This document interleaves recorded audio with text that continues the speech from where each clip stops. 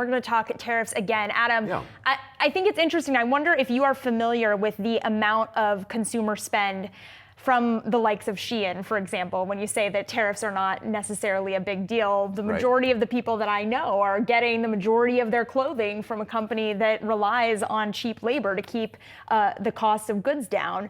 How does that not lead to an inflationary backdrop that could potentially tip to a recessionary one? Oh, there's no question that it's potentially inflationary, but it's a question of magnitude and how much are you really going to move the needle. If you're talking about tariffs of 10 to 25% on, again, whether you want to go my net imports number or the gross imports number that Bill Dudley just mentioned, that is still ultimately a very small amount.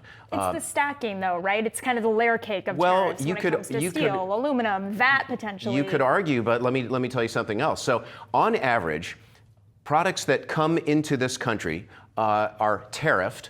This is over the past 12 months at around 2.7%, right? We put on a 2.7% tariff. Obviously, that's now going up as of Wednesday.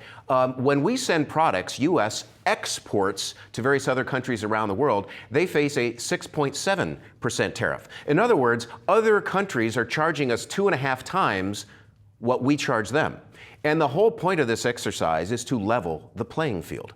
So that's why I say I think ultimately it's a game of chicken. I don't think the end game is to just have higher tariffs on everybody and for everybody to have tariffs on us. I think that President Trump is forcing the hand of the other countries to come meet us where we're charging them, which is obviously quite a bit lower. So that's why I'm not as upset, and I refuse to give in to the fear-mongering that everyone else seems to be giving into at the moment, which is also why markets are down as much as they are. Right. Well, I think investors would be happy if you end up being right. So I think I will be right. I think we will look back at this and realize that it was an opportunity to level the playing field, that calmer heads prevailed, that these countries lowered the tariffs they charge on the U.S.